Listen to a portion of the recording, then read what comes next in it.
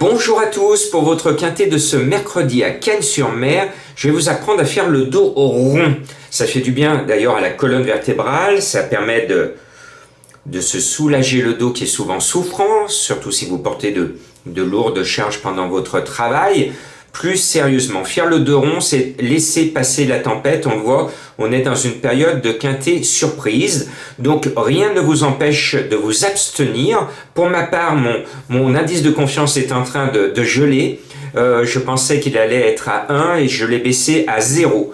0 sur 5 parce que tout peut arriver. Donc, je préfère vous dire... abstenez-vous, et puis je vais m'adresser aux mordus, ceux qui ne peuvent pas résister à la tentation, et je ne vais pas leur jeter la pierre, mais vous êtes prévenus, tout peut arriver, cela peut être tout et n'importe quoi, 16 partant au départ, 16 avec une chance d'être à l'arrivée. Bon, à ce petit jeu, il y a un cheval qui me plaît bien, c'est le 15 El Caliente. C'est un cheval qui est de l'Armada Pantal. Le jockey est en réussite avec cet animal. Et on sait que les Pantales sont préparés pour courir les quintets. Et à ce poids-là, ce cheval qui a certainement la pointure d'un quintet parisien, le handicapeur lui donne la course. Donc je le mets en tête de ma sélection. En plus, il a 8 à la corde. Tout va bien. Je lui oppose mon coup de cœur, et là j'étais heureux ce mardi de sauver l'honneur. Mon coup de cœur s'est baladé, il gagne à 11 contre 1. Eden Conti, on a eu quand même un petit morceau de paradis grâce à lui, on a pu rembourser nos jeux de combinaison en le jouant gagnant placé. Mais là j'ai la même information pour un autre cheval. J'étais au courant depuis quelque temps que Eden Conti était préparé, puis là j'ai découvert tardivement que Santi Delmar a visé cette course depuis très longtemps. C'est une information toute fraîche que j'ai obtenue. Il porte le numéro 14, c'est son objectif du meeting. L'entraîneur est chaud bouillant, le cheval est bien placé au poids et le jockey a les consignes de gagner. Voilà, et le cheval est à 16 contre 1, cerise sur la couronne des rois et la brioche ou des rois si vous préférez les brioches aux galettes. Allez, après, je mets un cheval qui m'a beaucoup déçu la dernière fois, je n'y croyais d'ailleurs pas trop. J'ai écouté mes confrères, je vous l'avais mis, c'est Issingeau.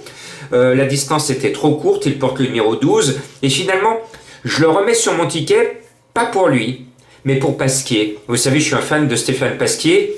Et avec Issingeau, il lui reste fidèle. Alors, Stéphane Pasquier, il a un agent maintenant qui lui repère ses bonnes montes. Si l'agent et Stéphane ont décidé de se remettre sur Issingeau, c'est que Pasquier est persuadé de gagner avec lui un quintet. Et s'il veut gagner un quintet, ça veut dire que le cheval a la pointure parisienne, et à ce niveau-là, plus faible, et à ce poids-là, très favorable, Pasquier sait qu'il pourrait en faire une PT1 sous le soleil de Cannes-sur-Mer. Vous m'avez compris, vous me suivez? Parfait. Et puis après, on va mettre un autre cheval bien placé au poids, parce que je remonte l'échelle des poids avec mes petites mains, avec le 11 Cadar. Alors lui, Cadar, c'est peut-être la deuxième base. La base solide, c'est le 15 El Caliente. Et la deuxième base, c'est Cadar, parce que c'est un cheval que j'aime bien. Il a prouvé sa valeur des gros quintés, donc on n'a aucun doute. Le poids est favorable. Et il y a deux Rossi. Il y a deux Frédéric Rossi au départ, et de très très loin, c'est le meilleur des deux. Et en plus, Maxime Guyon, son excellent jockey, ne s'y est pas trompé, il a choisi de monter ce 11 Cadar. Eh bien, je pense qu'il ne va pas taper loin. On est dans le Midi, c'est le royaume des Rossi, et donc surveillez-le de très très très près. Et d'ailleurs, vous avez vu, Santi Delmar, je ne l'ai pas dit, c'est l'autre Rossi qui l'entraîne. Donc, un tiercé de Rossi, c'est possible. En tout cas, 3 Rossi dans le quintet, c'est probable. Voilà. Et puis on va rajouter le 7 Silberfell, un cheval qui m'a plu la dernière fois. Il était enfermé vivant et puis il est venu finir. Et puis là, c'est un Régnier qui a visé la course. On a vu les Rossi ont visé la course. Et bien Régnier a visé la course avec son cheval, Silberfell. Et il a également un deuxième cheval que je vais mettre ensuite. Ce jeune entraîneur est souvent en réussite à Cannes-sur-Mer dans le Midi. L'épreuve est préparée, l'épreuve est visée, donc je commence à mettre assez haut son numéro 7, j'y crois. Et puis on va mettre notre Lyonnais, vous savez, je suis chauvin, j'aime bien mettre les gones au départ. Eh bien, ce gone qui fait la une d'un journal spécialisé, c'est Pedro Star, le numéro 3. Alors, C'est un cheval qui finit pratiquement toujours dans les 5 premiers, c'est bon pour notre quintet, mais ce qui m'inquiète un peu, c'est son numéro 15 à l'extérieur. C'est pas la meilleure des places, c'est même la pire des places au départ. La distance est courte.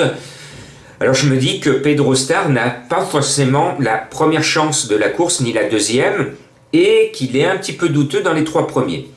Mais j'espère, comme je suis chauvin, comme je suis lyonnais, que M. Gauvin va nous mettre son cheval au moins dans le quintet, donc je le glisse sur mon ticket. C'est ma méthode que je vous ai expliquée récemment, la méthode des footeux. Vous êtes supporter de votre club, celui de chez vous. Et ben moi je suis supporter des Lyonnais, parce que je suis lyonnais. Voilà.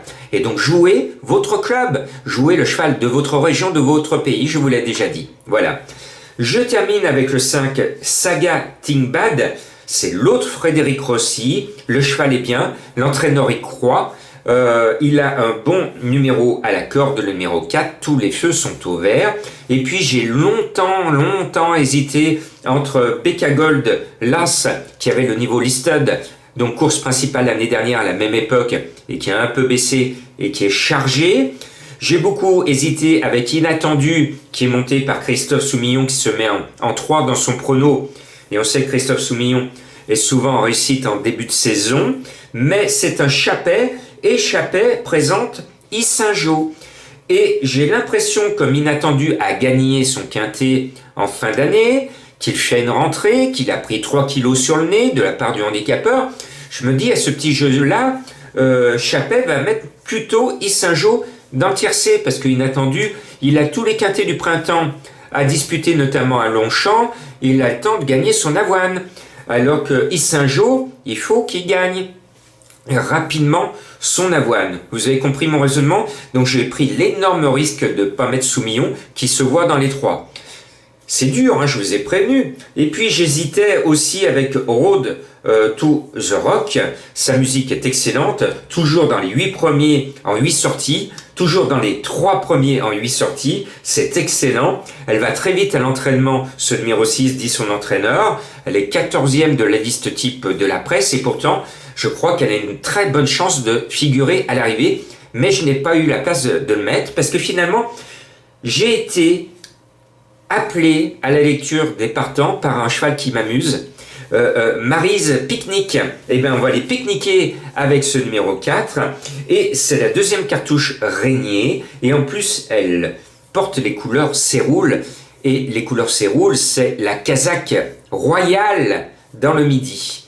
Donc l'entraîneur a forcément préparé ce quintet pour Monsieur Séroul pour qu'il soit bien chez lui et qu'il lui garde ses chevaux dans son écurie. Donc voilà, attention aux couleurs Séroul dans le Midi.